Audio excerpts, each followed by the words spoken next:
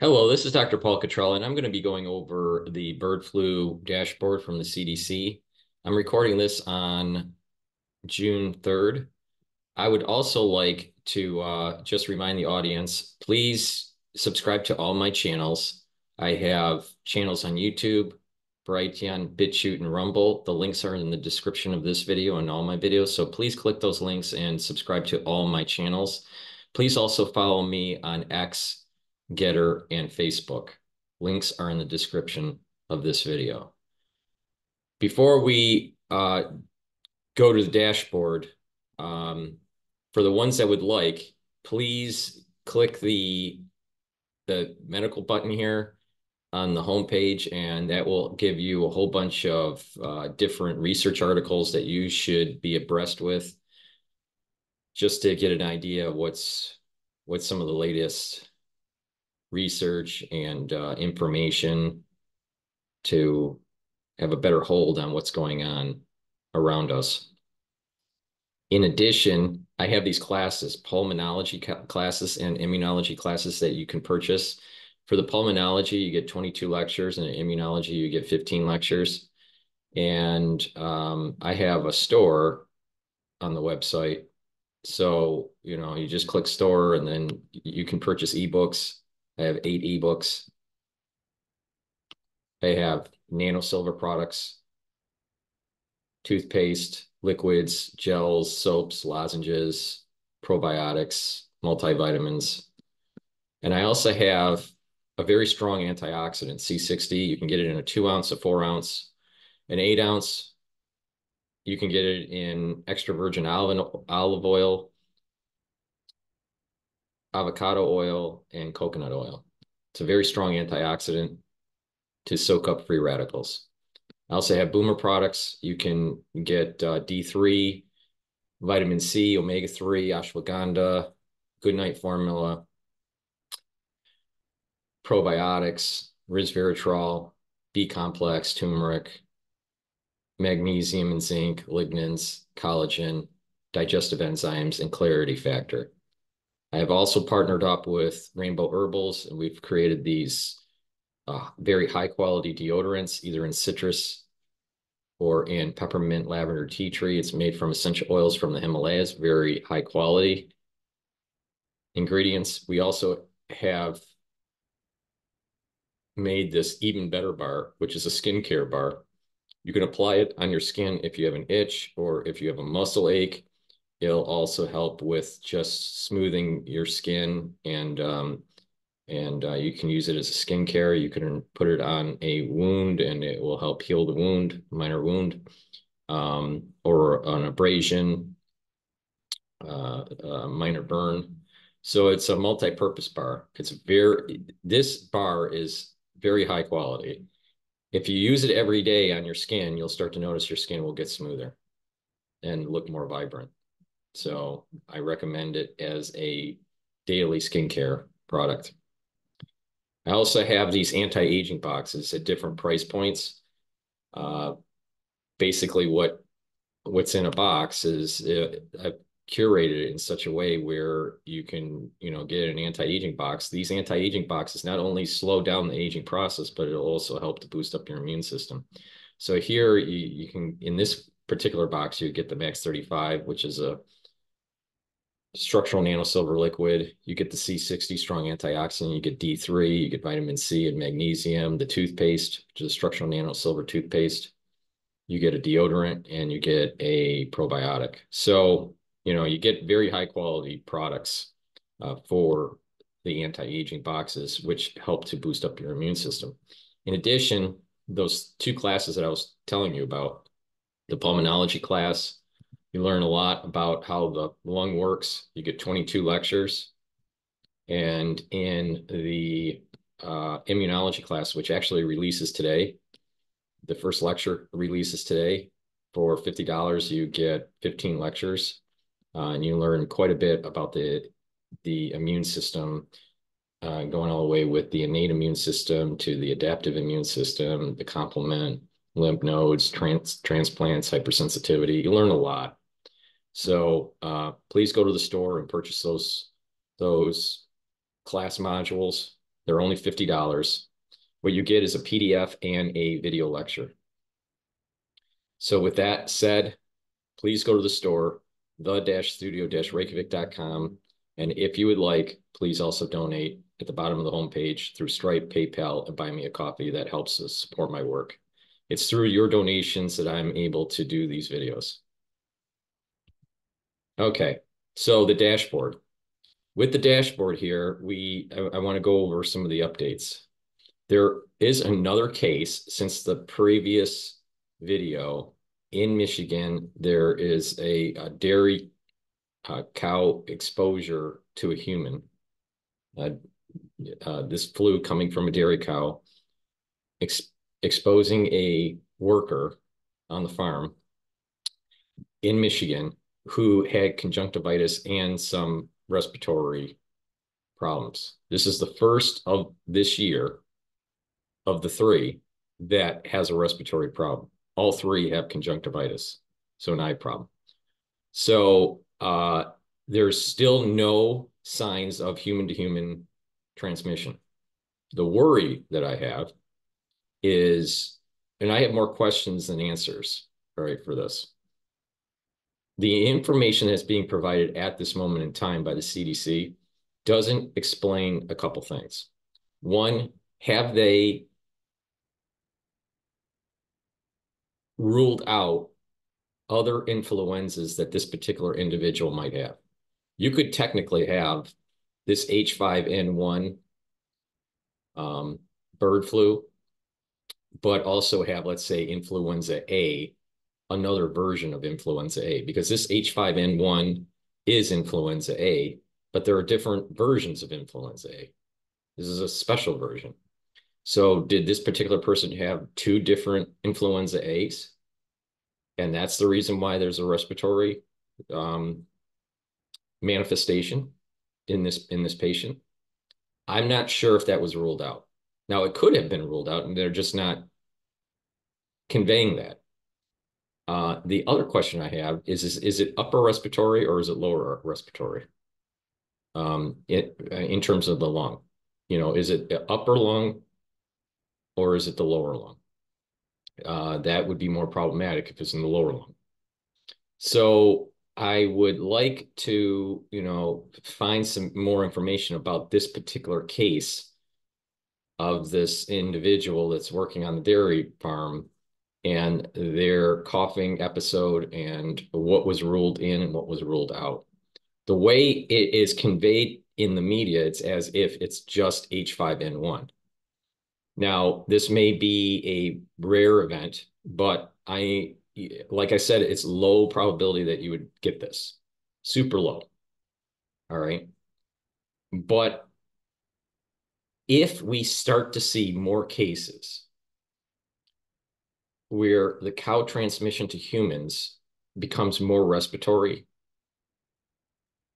then there's elevated risk for the next stage where it could go human to human. Now, I wouldn't elevate that risk until it hits about 10. If there were more than 10 humans contracting with respiratory problems, this H5N1 version, then I would elevate the risk to super low to low. Okay. But the concern would be elevated risk. Now, if this does happen, most likely the government is going to be coming into the farms and starting to really push for vaccinations and for the livestock, potentially even for the handlers, the human handlers, and potentially even killing off some of the flocks that are affected and some of the dairy cows that are affected.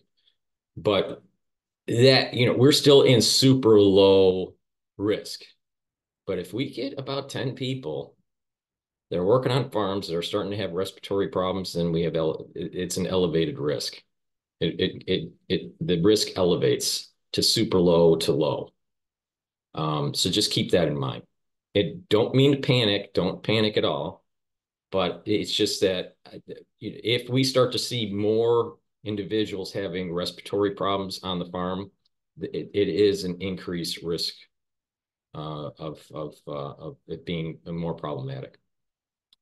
Now, just to recap here, we have 9,373 birds detected as of the 28th of May, and the flocks that are affected have increased. So we now have 96,565,226. So this basically means what is potentially affected. Doesn't mean that's how many birds are affected. It just means that there's an outbreak on a farm and that farm has X number of birds, have a certain flock size. So it's potential that they're all infected, but that's not usually how it works. Now, like for example, here we have a flock size of 40 and there was one outbreak. Here we have a flock size of 80 and there was two outbreaks. So potentially all 80 are affected or could be affected. But some of these farms are really, really small, but some of them are large. Here's a flock size of 22,000 and there were three outbreaks. So there's the potential. Now there has been, so we have a number of outbreaks has increased 1,145. The last time that we did the video, I said 1,144. So the flock size has gone up. All right. There was a news announcement about some bird. There was actually two news announcements. One news announcement was about killing off some chickens in the range of about 4 million. I don't remember what state it was in. And then there was also some news about a chicken farm that was that was on fire. I think that was in Illinois.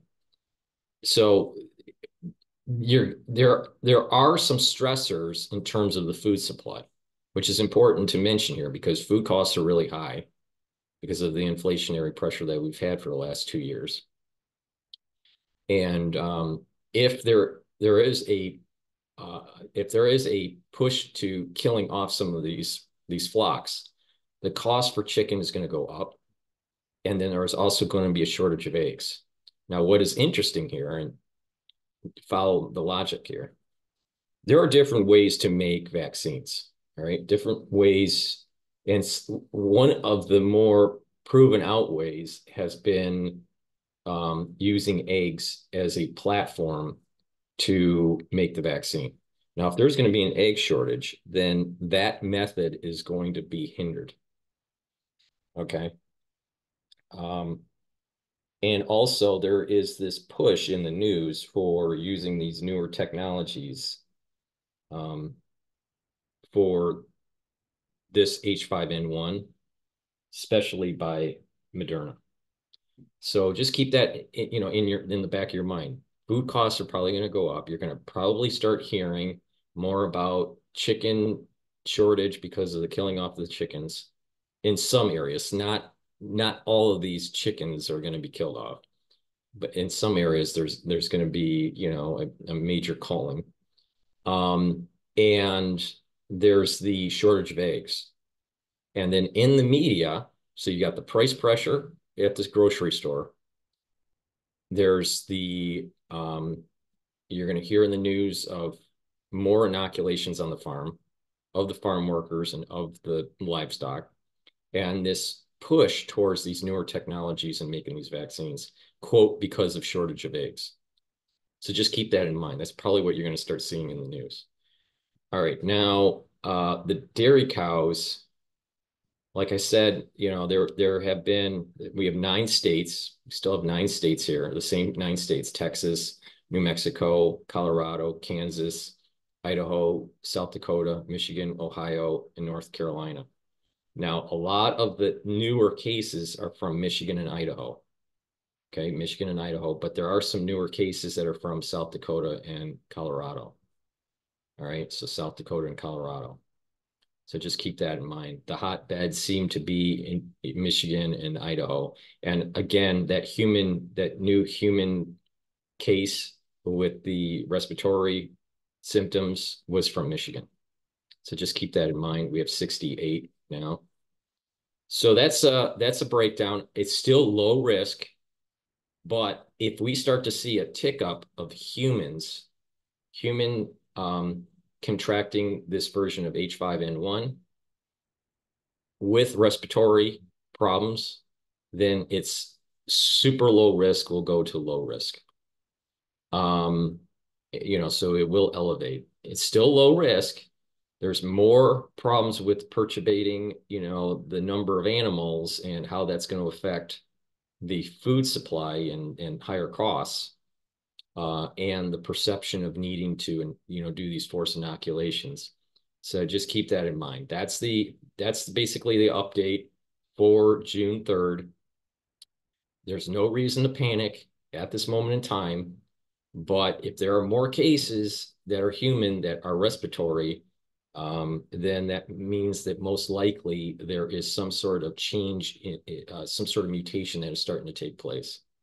And like I said, as of right now, what the data seems to be showing in terms of the mutations for this H5N1 version of bird flu is that it doesn't transmit to humans very well.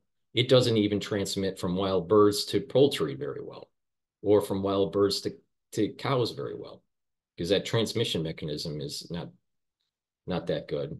The transmission from poultry or cows to humans isn't that efficient because it's only 3 cases this year. And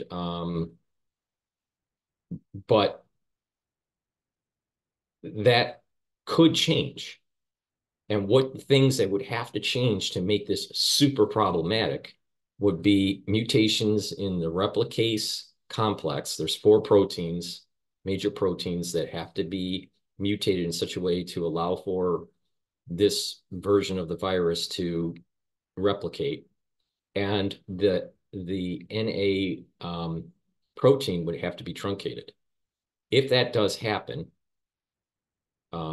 then most likely this goes from super low to a elevated risk factor where it's not super high, but it is moderate to high as risk factor, depending on what kind of mutations that take place. But if all these mutations for the replicase happen with the truncated NA protein, because the NA protein truncated will help with the human transmission from animal to human and also human to human. So when that does, if that does happen, then it would be elevated risk. Now, depending on how it can be, how that outbreak can be curtailed or contained, will depend on, how high the elevated risk would be. At this moment in time, there is no signs of all these different mutations taking place. Now, I have mentioned that there is nothing that stops someone releasing a version that has been made in the lab that can piggyback off of this zoonosis event, assuming that it is a zoonosis event. It most likely is a zoonosis event, but a lab leak could piggyback off of the zoonosis event and make the situation even worse. Or the zoonosis event is not a zoonosis event, and that it was actually a multi-stage approach, which is possible. It's not out of the realm of possibility, but the problem is that we can't easily prove it at this moment in time. So I'm in the camp at this moment in time that it was zoonosis. This is a natural occurring thing, and that eventually it will die out. But keep your, alarm bells on that a leak piggybacking off of a zoonosis event is possible. So thank you for listening. Please share this video. Please go to my store, the-studio-reykjavik.com, and follow the protocol to help boost up your immune system. It's very easy. It's max 35. Take the liquid Take a teaspoon of it a day. If you're not feeling well, take a tablespoon or 2 a day. Take the turmeric and ashwagandha, the C60, digestive enzymes. Take the D3, omega-3, and the lignans. By doing that, it's going to neutralize pathogens, bring down those free radicals, and reduce the stress on the cell, and bring down inflammation, and be able to do the proteolytic and the fibrinolytic things that need to happen just in case that there is, some sort of clotting that takes place. And the proteolytic is really important because it will disrupt the glycoproteins. So follow the protocol and you'll be okay. Thank you for listening and have a nice day. It'll help to boost it. Oh, again, the whole point of the protocol is they'll slow down that stress on the body, slow down the aging process, but also help to boost up your immune system. Thank you for listening and have a nice day.